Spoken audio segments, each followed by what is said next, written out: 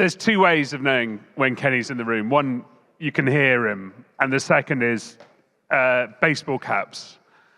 And you may notice that a few baseball caps have arrived in the room for Kenny's new third time's the charm company, I haven't got mine on. Real Jet. Kenny?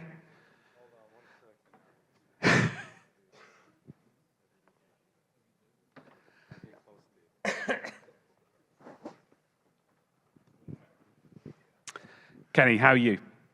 First off, let's, Louise, I know I have you back there, and we got Ali right here. How about a big round of applause for someone who's doing an amazing job bringing this special industry together.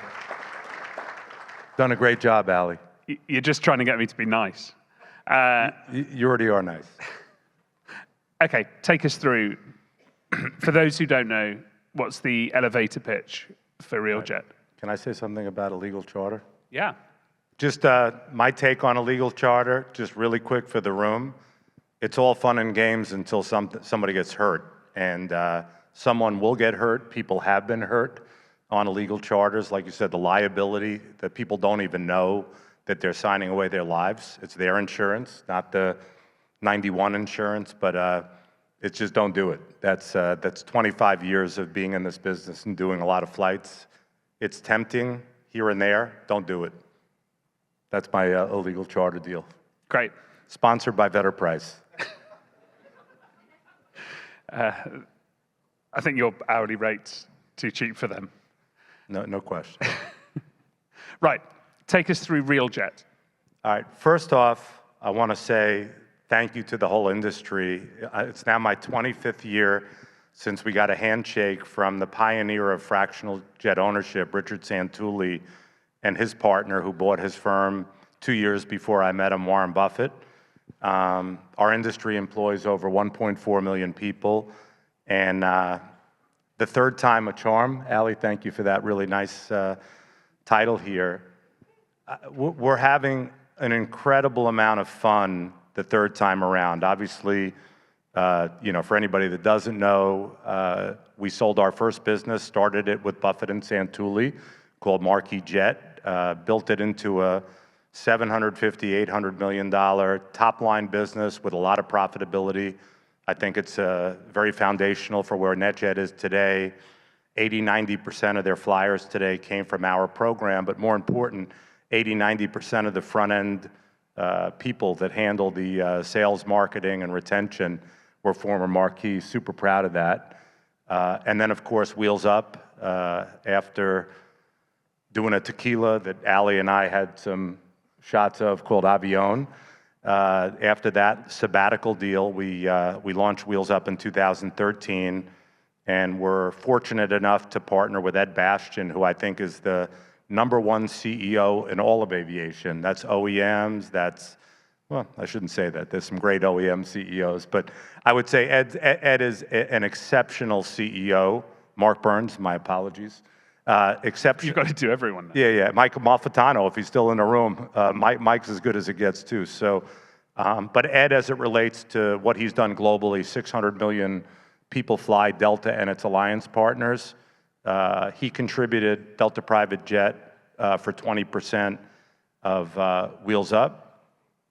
In the summer of 2023, Ed and I put together a round of capital, $500 million, to give it the runway it needs. And I would say never bet against Ed or Wheels Up. Once they fully integrate into the Delta app, and you can see economy, first class, business class, and then see Wheels Up, it's going to be great. Very proud of what that became. But I would tell you, at Real, this is the three-peat, and we're going to do something super special here that's never been done before. It's as much a private aviation company at its core as it is a lifestyle brand. We know that there's a tremendous amount of AI in the world. There's not a lot of HI in the world, human intelligence. And I think for the upper end of the charter marketplace, it's really about personal touch. I think technology is surely there for ease of use, but there's no substitute for somebody who's spending $8,000, $10,000, $12,000 an hour to not have the personal touch. The Four Seasons wouldn't exist. The Wynn and the Encore wouldn't exist. You know, people want to be taken care of.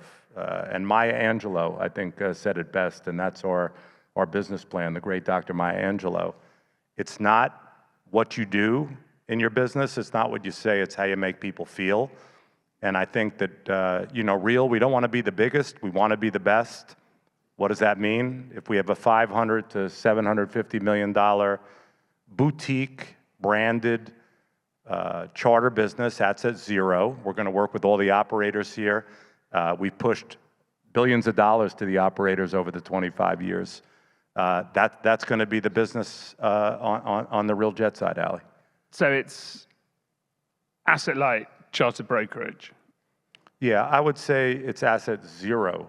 I've been in the asset light business. I've been in the asset heavy. Asset light or asset zero is better. I think there's so many good assets out there that are underflown, underutilized out in the marketplace. There's some great assets, and I think that we can string together with the best 50, 100 operators a fleet that's stronger than anybody has out there, including all of the fractionals. And how do I know that? I know that because on the busiest days when I was at Marquis and NetJets and the busiest days at Wheels Up, we went to those 50 or 100 great operators, and they did as good a job as we could do with our fleet. So that's the plan on how we're creating lift and creating opportunity for our customers. Probably your most successful acquisition at Wheels Up was Air Partner. Well, I think that, you know, Ali, that's a loaded question because the London Stock Exchange is, you know, I know it's very close to your heart, but I will confirm that Air Partner, which we were able to buy off the London Stock Exchange for the discount price of $107 million USD, an amazing model. Why did we purchase Air Partner? Is because they've been in business 60 years, and when we started Marquis Jet Europe and NetJet had NetJet Europe just starting out, when we ran out of planes, we called Air Partner. Mark Briff is a wonderful guy. He's got a big role at Wheels Up, but I think Air Partner, they didn't create a brand. They created an unbelievable service. Think about Intel inside. You know, they, with due respect to Air Partner, I'm not wearing an Air Partner hat. You know, No, I'm not wearing an Uber hat either. but I was thinking you bought Air Partner was amazing. It's a big part of Wheels Up. No question. And now your plan is for RealJet to take on Air Partner and the other brokers. How do you differentiate yourself? Well, the differentiation is a brand. There's some great hotels out there. There's one Four Seasons. You know, we want to be that brand. We will be that brand. I would say we are that brand. We know how to market that brand. But more important, I think that the level that we have built the muscle for retention and taking care of people, you know, numbers don't lie. We had an over 90% retention rate on a decommoditized priced deal in our last two. We're going to take that muscle and flex it. We're doing a tremendous amount of event work. We know that our average flyer is going to fly between 25 and 100 hours a year. That means he or she is on the ground 8,600 hours a year. You got to figure out what to do to build community.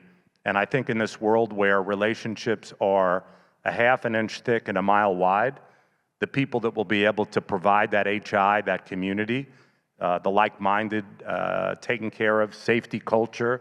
You know, I would say, again, I don't want to gloss over it. If you don't have your safety right, and we not only trust this off to Argus and Wyvern, we do our own safety stuff. I learned that from Santulli and from Buffett. So, you know, we're going to extend that out. We always tell our customers, you walk up the steps, turn left, and don't worry about it. I think everyone in the room would agree that you've probably brought more people into private aviation than most people. Have we hit... Hold on, who brought in more? Who's brought in more? Orville and Wilbur Wright. I'll come back, yeah. Boeing. Gulfstream. I don't know, but you've I was being nice. No, I appreciate it. But how would you view the market now? How much more space is there to grow? That's a great question. I'm going to ask Ali a question. He's a great questioner of people, a great interviewer. Ali, how many people that work at NVIDIA, everybody knows NVIDIA? How many people that work at NVIDIA are worth $25 million or more today, effective the stock price 195? 3,600. Did I tell you that before the interview? No. Ali is, I might have mentioned that to him over a few drinks last night. You haven't. Okay. No, it's like... The number is 4,000, so Ali's pretty close, and I didn't discuss that with him. So if you're a charter broker, and I don't want to give away the secret sauce here, hang out at the NVIDIA parking lot. You got 4,000 people at that one company. So Ali asked me, where is the new TAM? And when we spoke about real, I don't know if anybody knows the exact number here. I'm not going to ask Ali because he probably got it right. I wouldn't ask Craig Ross either. He probably knows the number also. But how many crypto millionaires have been minted in the last 2-3 years? How old are they? What do they look like? They're not going to buy an airplane. They don't even know what that is.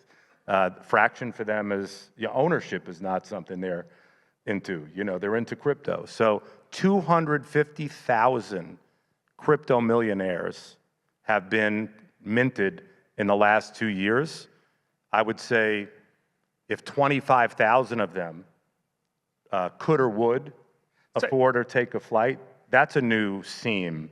There's a tremendous amount, like NVIDIA, OpenAI, Amazon has 1.5 million people. There's more than 3,500 people that are worth 25 million or more that work there. So you've given away one secret, which is you're having a guy sit in the NVIDIA car park. No, we're going a step further. We're putting a bus there.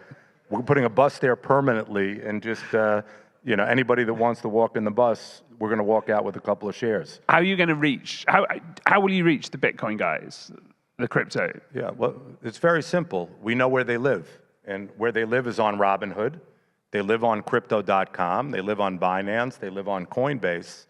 And without giving away the ingredients to the cake, go meet the client, meet the future client where he or she is.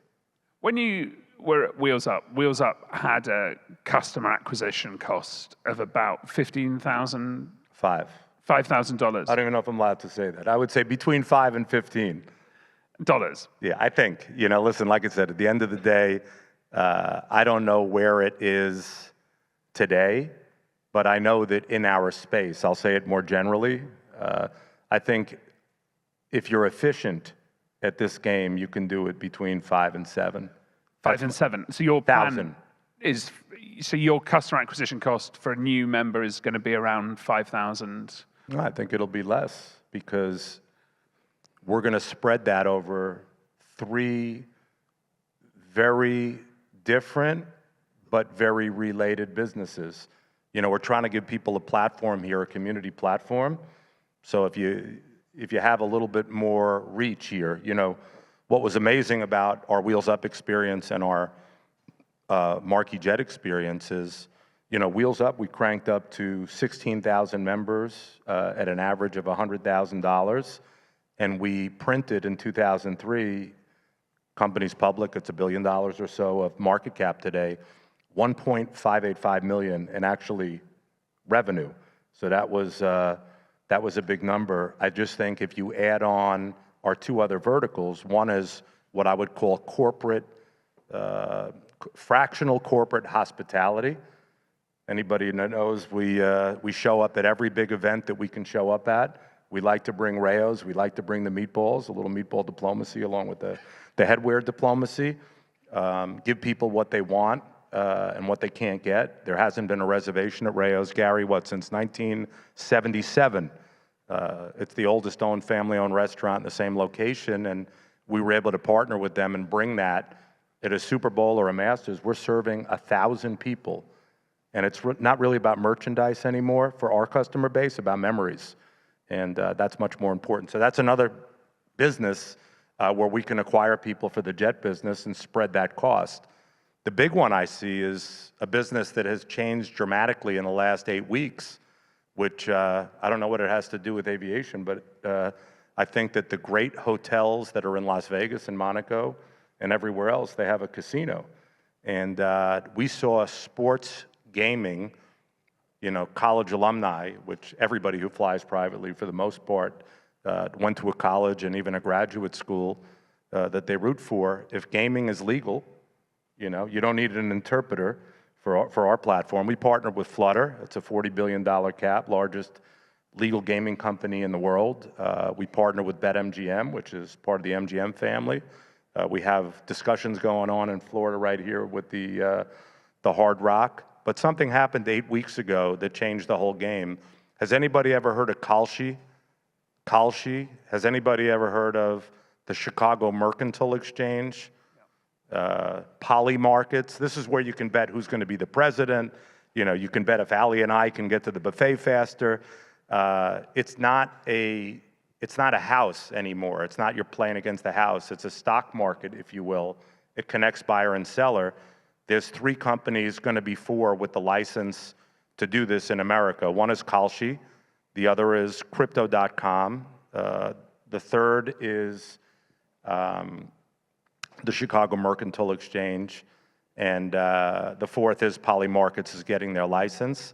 Just for magnitude, because I know our industry is a $30 billion industry, the gaming industry in 2030 is going to be $300 to $500 million of legal play. Forget the play that's not happening legally. And I'll just finish the thought by saying that what happened 8 weeks ago in the space, and this is just being around the rim, is Robinhood partnered with Kalshi. Week 1 of the NFL, 50 states legal because of this wrinkle in the regulatory world. So this is legal gaming, not illegal charter. $500 million was wagered on Robinhood using Kalshi as the back end on pro football. It just, like I said, I think our industry sometimes is super myopic about how we approach it. We're taking a much wider aperture. And again, you got to meet these private aviation customers where they are. This is where they are. I think the industries have always been separate since that time when someone tried to put a roulette wheel on a Gulfstream. The roulette wheel on a Gulfstream? I would tell you, Gulfstream owners probably have a bone in their body that may, their appetite for risk is probably different than the person driving the Prius. So again, I think you got a preloaded customer in there. And again, we're just trying to get more in their lives, Ali. Okay, cool. Daniel from Ironbird, who is going out for the prize for the most named questions. Crypto millionaires don't want to build a relationship or talk to you. They want an app. What are your thoughts? I think there's validness there, and I think that they want apps for a lot of what they do. I think when you're putting your family at 35,000 feet, and I think when you're potentially putting money on account, you may want the app, but when things go sideways, which they do in our business because of weather, because of mechanicals, I think there's no substitute. Again, I think it's an AI-HI combination. And they still want meatballs.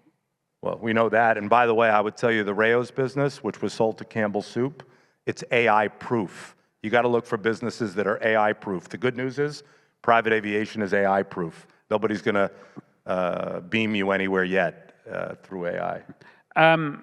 Daniel, again, is saying many of the charter customers are price-driven. With the marketing and event costs of real, how can you compete on cost? We don't. I mean, what did Howard Schultz do? That's a good question. Daniel, what did Howard Schultz do? He turned a 50-cent cup of coffee into a $4 cup of coffee. My kids are drinking $4 cups of coffee. We are in the business, and I've always been in the business of decommoditizing something. And I think there's a customer base out there in the 1%. Sure, there's going to be price shoppers. That's the bottom of our market. That's the race to the bottom in our market. We have successfully decommoditized the service levels, the safety levels of what we do. I would say, Ali, there's thinner steaks and they're smaller cars. You know, you're not our customer if you're a price shopper. We've got so many questions. Well, how about this? We'll do them rapid fire. Rapid fire. Rapid fire. Here's a really serious one. Why are you wearing an Armani suit after 20 years of casual? That's a great question. It was asked anonymously. The great Giorgio Armani, he passed away this year at 90. I didn't rent the suit. I actually bought it to honor him and pay homage. I would just say, look, it's the third time as a charm. I went from short pants and a T-shirt to my tracksuits. And Ali mentioned the tracksuits, even mentioned it yesterday in an interview. I just said, you got to keep everybody guessing. You got to move with the times. And here I am representing Giorgio Armani, but one other corporate sponsor, Ali. And I think you might be on this train too. Ali and I are ambassadors for a company called Eli Lilly. Eli Lilly makes something called a trizipatide called Zepbound, which Ali takes. I'm feeling like my data protection is being hold violated. On. All I'm saying, Ali and I are influenced. Is there a lawyer in the room? Yeah, Vetter Price. This is not. It's only defamatory if it's not true. And all I would say there is Ali and I are... My health records have been violated. Ali, you and I are ambassadors. Can I also point out this was quick fire answers? Okay. I just needed to point this out. Ali and I... Did we all hear? Well, let's go quick fire about 10 minutes ago. Let me make my last statement. Ali and I are ambassadors with no followers for Eli Lilly. Just want to be transparent. God, quick rapid fire, Ali. Are we doing that now? Okay. Yeah, and I'm not going to talk about your regime.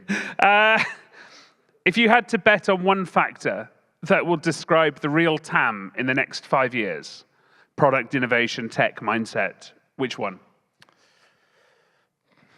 I would go back to people. I think that the customer base over the last 25 years in the space has gotten younger, which is great. So I would say we want to get people when they first enter the space and be in partnership with them for 50 or 60 years. And I think so. It would be young. It would be people that have come into money in recent history, the last 5, 10 years. But you can't ignore where the money is in our country. It's from 55, 60 to 90. With companies like Eli Lilly, people are living longer, and they're living longer. There's a lot of money in the world for our industry. Every person in this room has to think about what the new TAM is and know that the old TAM is going to live longer and they're going to live younger. It should be the next 10, 15, 20 years for our space should be the heyday of our space. One more, Ali. 2 more. I think you've answered that, Neil's question. So we're betting on longevity. Will we continue to see Tom Brady as a real jet? Tom Brady was transitioned to, he partnered up with Ed Bastian. We helped do that deal. So I think Tom's in a good spot over there. We're looking for the next Tom Brady over here. So we haven't yet announced it, but I'll announce it here. Joey Logano, who's been a longtime friend and partner, who is 3-time NASCAR champion. He's already in the house. I would say ambassadors are very important to our business, and I'll tell you why. People that are choosing to fly real and partner with us can afford to fly anywhere. So I will say you'll see a nice new set of ambassadors that will be coming to town. I would say, look, we're doing a special deal out at Super Bowl with maybe the unimpeachable, you say Tom Brady, 7 Super Bowls, but he played in 10. Joe Montana likes to remind me he's got 4 Super Bowls, and he played in 4. So we'll see. As well as celebrity ambassadors, this is the final-ish question. You've also had some great, product placements, or, there used to be a program called The Apprentice. I can't remember who hosted it. Well, you're talking about Donald Trump. I would say that Apprentice, 40 million people. I had to convince Buffett that this was good for our brand, and it really helped make the brand. Marquis Jet, you did The Apprentice. Avion, you did. No, Marquis Jet, we did The Apprentice, and we did Entourage. Yeah. Wheels Up, you did. Billions. And Curb Your Enthusiasm. And 5 or 10 others. Do you see a sudden uptick when you do those? No, but what it does for us is it normalizes, you're talking about shows that are watched by tens of millions of people. Why did we partner with College Game Day or Monday Night Football? Because a lot of people watch it, and we want people to aspire. We want to be the Rolex of the space here with Real, which means Rolex that does $10 billion in sales does more than number 2, number 3, number 4, number 5, and number 6 combined. It's attainable, So I like to say when I speak at a university or to high school kids, they ask me, what does it cost? I said, you're one deal away. Don't worry about what it costs. Just close your one big deal, and then you're ready. And finally, everyone in the room knows who you are. But the one thing you don't have is a massive social media presence. Is that going to change? Well, I would say that does the customer of RealJet want me to have that type of persona? I would say that I would rather be behind the scenes. This isn't about Kenny Dichter. Yes, a lot of people in this room might know me, but this is about Real. And I think when you do what I would call a vanity brand, Ralph Lauren, Tommy Hilfiger, that's a different execution than we've ever done. Marquis Jet, Wheels Up, and now RealJet. I do want to say one last thing, Ali, and this is not about you or anybody else. I want to say that this is all about team also. Everybody knows or should know that Kenny Dichter did not get to this seat with Ali and didn't get on Monjero without a team. Robert Withers, our president's been with me for 20 years. Kate O'Malley, Gary Spitalnik, David Kaufman. We couldn't achieve what we achieved. This is a big, big team sport. And I know our industry is very team-related. And I know, Ali, only because I know your SAT and your GPA, that without Louise and the CJI team, you wouldn't be able to do it. So I would just say Real as a team and Real as a community. And we consider every investor and every person that flies with us and trusts us a member of our team and our family. And I hope you've all enjoyed Kenny Dichter's last ever appearance Yeah. at CGI. Thank you. Thank you.